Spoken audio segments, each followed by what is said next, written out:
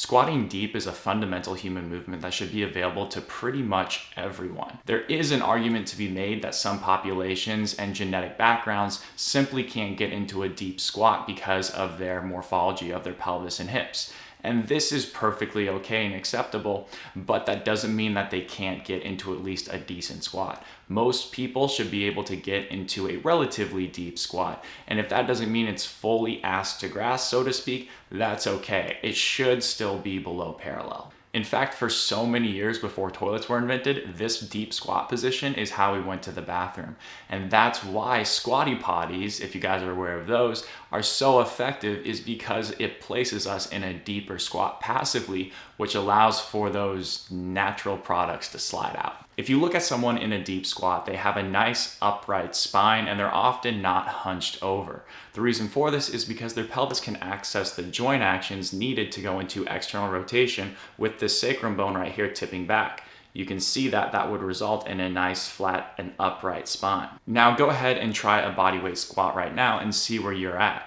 If you find that you push your hips back and you hinge your squat and your squat looks more like a deadlift, then we know that we have some work to do because you can't access the ability to open up your pelvis into external rotation and drop downwards.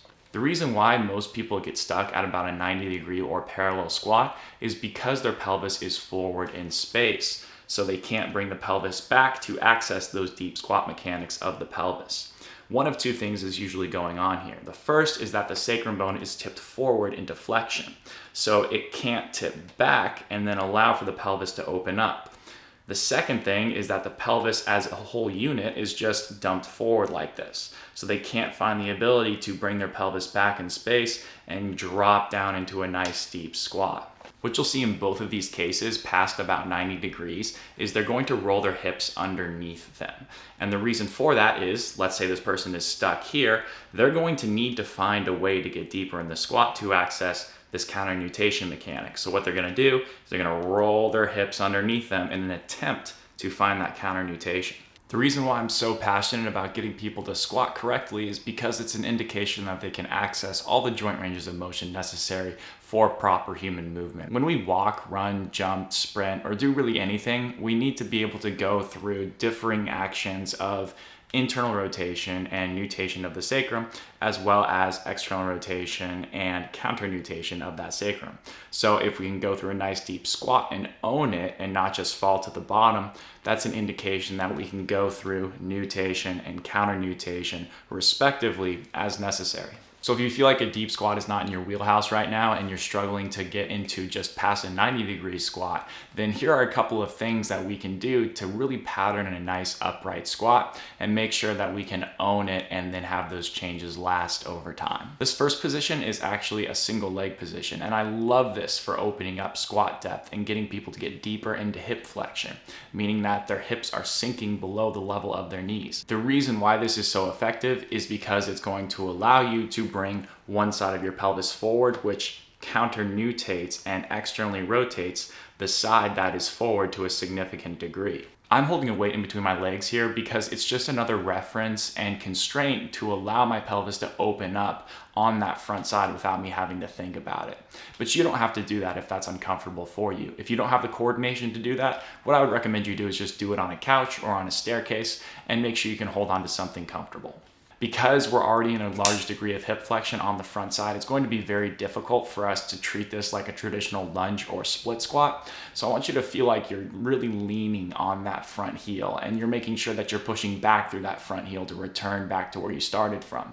When you get in that deep position, take a nice inhale through your nose, exhale, and rock back onto your back foot. After you do that, you've essentially opened up your hips and you're ready to go and own a better deep squat pattern.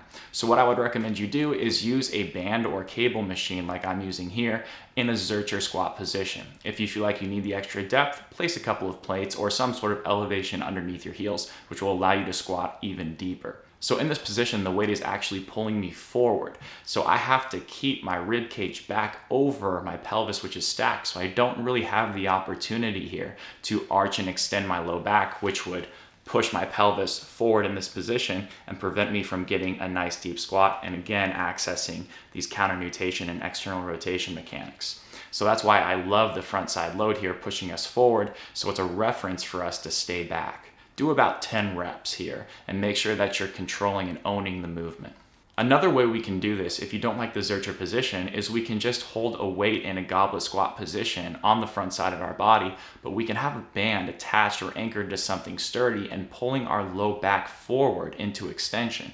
And you might say, well, why are we having the weight or band pull us forward if we're trying to stay back? Well, because the force is pulling you forward, it serves as an unconscious reference for you to keep a nice stacked neutral pelvis. That doesn't mean you round your low back as much as you can. That just means that you make sure that you have a nice even pelvis, and you can film yourself if you want to make sure that you're doing that. This is a really good way to teach someone to squat effectively without having to give them a bunch of cues or without having to have them think a lot about what they're doing. If you're ready for a progression from there, we can step it up with a little bit more load. Honestly, I don't even know what to call this position right here, but you essentially just want to have your elbows at shoulder level and also bent at a 90-degree angle with the palms facing you. That will allow you to have, again, a front side load, which will force you to stay upright. If you want to light up your abs, this is a great position to be in, and it will also serve as a reference for you not to kick on your low back and push your pelvis forward in space. So this is just another way to implement a constraint using load to make sure that you have a nice vertical squat. Again, use a heel lift as necessary.